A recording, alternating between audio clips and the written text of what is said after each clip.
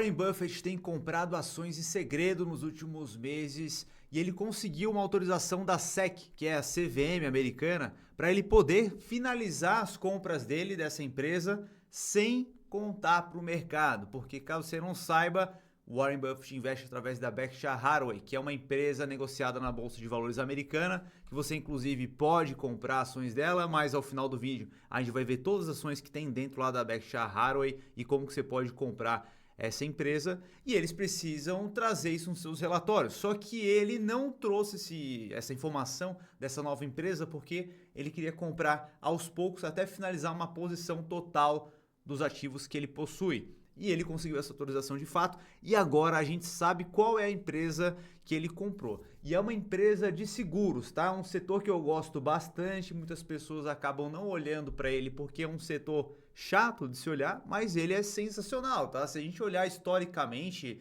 o setor de seguros, a gente percebe que ele é muito antigo. Lá no Código de Hammurabi, na antiga Babilônia, 1750 anos antes de Cristo, a gente já tinha alguns dispositivos ali para proteger o comerciante ali. Então, caso ali o comerciante ele vá transportar uma carga pelo oceano, eles tinham lá um pagamento a mais que ele poderia fazer para não ter que pagar aquela dívida ali que ele teria caso ele perdesse aquela mercadoria de alguma forma. Então a gente percebe que o setor de seguros ele é muito antigo e perene, tá? Ele não vai deixar de existir nos próximos meses, não vai chegar uma tecnologia revolucionária que vai fazer com que os seguros não sejam mais necessários. Eles sempre serão necessários. E além disso, o modelo dessas empresas, né, o modelo de negócio delas é muito interessante porque os caras são mestres da estatística, então eles conseguem prever com uma exatidão muito precisa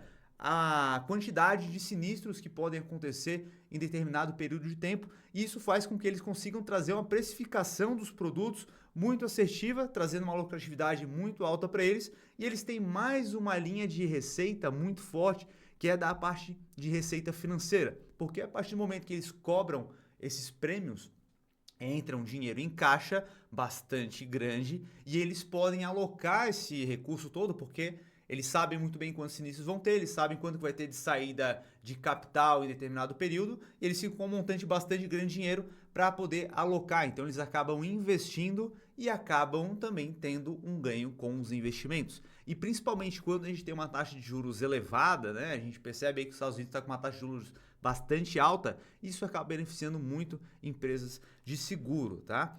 E outro ponto que a gente tem aqui é em relação ao mercado, né? A gente comparando aqui, a gente pode comparar o mercado brasileiro com o mercado americano e a gente percebe que o mercado americano é infinitamente maior, tá? A gente percebe que aqui no Brasil a gente tem uma cultura de fazer seguro de carro, a gente acaba não fazendo muito seguro de vida, seguro residencial e vários outros tipos de seguro, né? O mercado americano já é muito desenvolvido em relação a isso. Se a gente pega a maior empresa lá dos Estados Unidos, que é a United Health, o valor de mercado dela é de 479 bilhões. E se a gente olha aqui uma das principais empresas brasileiras, uma das maiores aqui do Brasil, que é a Porto Seguro, ela tem um valor de mercado de 3,8 bilhões de dólares. Ou seja, a maior empresa americana é 126 vezes maior do que uma das maiores empresas brasileiras. Então o mercado americano é muito mais desenvolvido.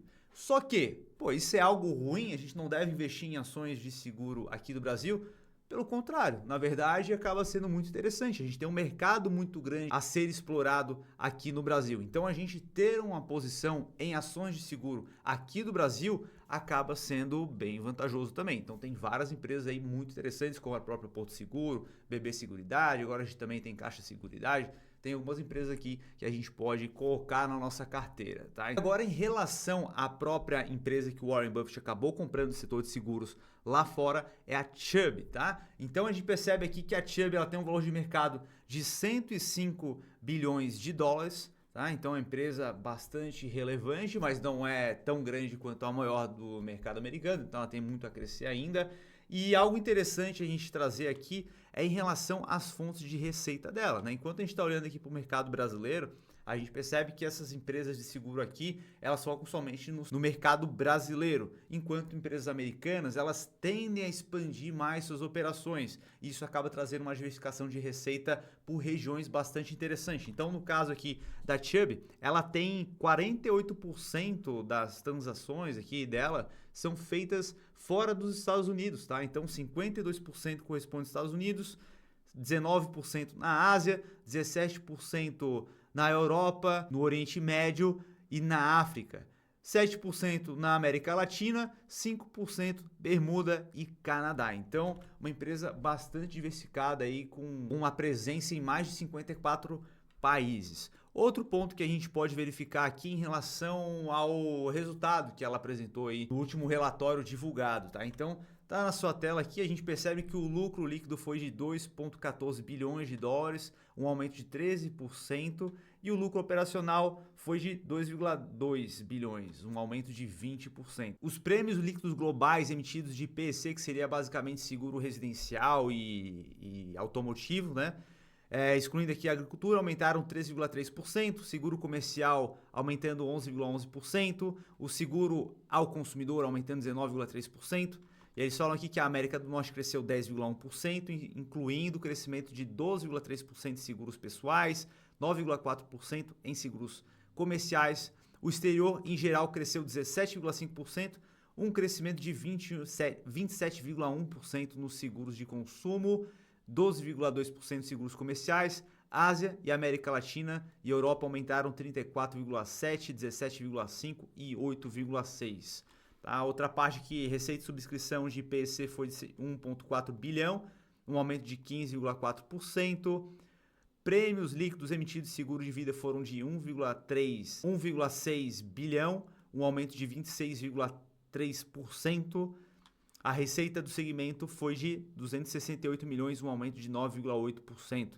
Então, a gente acaba percebendo aqui que eles têm aumentado todas as suas frentes, tanto a parte de expansão global, eles têm crescido as receitas em várias partes do globo, quanto cada linha de produto que eles possuem também tem aumentado a receita. Com isso acaba ficando claro que muitas vezes o feijão com arroz acaba funcionando muito bem, né? Se a gente olha aqui o desenvolvimento da cotação da Chubb ao longo do tempo, a gente percebe que ela tem crescido muito, né? Se a gente pega aí de 2000 até hoje, ela teve um crescimento de 1.511%. Se a gente pega aí do momento da pandemia aqui até hoje, ela teve um crescimento de aproximadamente 146%, né? Então, um crescimento bastante interessante aí para os últimos 5 anos, certo, pessoal? Então, muitas vezes o simples acaba funcionando muito bem, correndo um risco muito menor, né? Se a gente dá uma olhada aqui a relação cotação e o lucro, né? Ela segue em linha e a gente percebe aqui que a cotação ela está em roxa, né? Quando há uma queda na lucratividade, a gente percebe que não há uma queda tão forte na cotação, né? E a cotação continua crescendo ao longo do tempo. Então, tu não tem uma oscilação muito grande, diferente que a gente acaba vendo em outras empresas na bolsa. E agora a gente consegue verificar todas as empresas que estão dentro da carteira do Warren Buffett através do site Investing Pro, tá? Dá uma olhada aqui, a maior posição dele com 40,8% do portfólio é Apple. Ele vendeu recentemente uma parte, não porque ele não acredita mais na tese, mas porque ele está muito concentrado em Apple e ele justamente vê outras oportunidades em outras empresas, que é o caso até da Chubb, que ele acabou aumentando a posição ali, né? Comprando ali, montando uma posição dele que está um pouquinho mais embaixo aqui no ranking. Segunda empresa que ele tem maior participação ali no portfólio dele é Bank of America. Ele também tem a American Express, que é a bandeira de cartão de crédito, Coca-Cola, Chevron, que é do setor de petróleo, Occidental Petroleum Corporation, tem a Heinz, famosa Heinz, né, que você provavelmente consome aí, Moody's. Aqui a gente tem a Chubb com 2% do portfólio, Davita, Citigroup, The Kroger, VeriSign, Visa, né? Várias outras empresas aqui com uma participação menor, que mais para baixo a gente tem a própria no Holdings, que é a nossa Nubank aqui do Brasil, ele também tem uma participação de 0,4%. Depois você pode dar uma olhadinha aqui no site Invest e olhar com calma aqui todas as empresas que ele tem no portfólio, tá? E agora, como é que você pode fazer para comprar uma ação, tá, da Berkshire Hathaway? Você pode investir em todas essas empresas aqui de forma indireta. Então você pode ter uma conta no Banco Inter, na Avenue, em alguma corretora que dê acesso ao mercado americano. Essas duas empresas ali, elas têm um suporte português. Banco Inter, para quem investe menos de R$500, acaba sendo melhor porque eles não cobram taxa de corretagem, tá? Então nesse ponto aí acaba sendo melhor. A usabilidade vai ser bem similar, daí é a tua preferência. E aí simplesmente você vai lá no seu home broker, da mesma forma que você faz aqui no Brasil, só que vai fazer a remessa, lá dentro tu consegue fazer a remessa também para dólar. E aí tu vai procurar o código, né? Na Berkshire Hathaway, que é a empresa do Warren Buffett, tem duas, tá? Você pode procurar aqui BRK.A, que são as ações classe A, só que ela é bem carinha, né? Uma ação aqui da Berkshire Hathaway classe A tá por 626.475 dólares, né? Então é bem inacessível. Só que a gente pode comprar fracionário, uma ação, diferente do que a gente vê aqui no Brasil, né? Então, por exemplo, se a gente vai comprar 0,01 ação, né? Você precisaria, vamos ver aqui, ó. Você precisaria de 6.264 dólares. Na cotação de hoje, R$32 mil para comprar 0,01 de uma ação da Berkshire Hathaway classe A. Mas fica calmo que dá para também comprar a classe B, tá? Qual que é a diferença? A diferença é que na A tem direito a voto. Então eles não querem botar qualquer investidor ali para ficar incomodando nas assembleias e tudo mais. Então dá para a gente investir também na classe B, que a gente não vai ter essa participação, tá? E aí a ação é muito menor. Isso acaba acontecendo porque na outra ali eles não vão fazendo aqueles splits, né? Que a gente vê muito comum aqui na Bolsa Brasileira para dar uma maior liquidez. A ação da empresa subiu para 80, eles vão lá e multiplicam a quantidade de ações disponíveis no mercado. Então se você tinha uma ação da empresa, eles fazem um split ali dessa ação de 1 para 5, você acaba recebendo os 5 e simplesmente divide o valor daquela uma ação que você tinha antes por 5. Fica tudo igual, a mesma coisa, só que fica mais fácil de comprar. Então a Berkshire Hathaway não tem essa política com as ações da classe A e é por isso que elas são tão caras. Agora na classe B eles já acabam fazendo isso para tornar mais fácil o investimento aos investidores de modo geral, tá?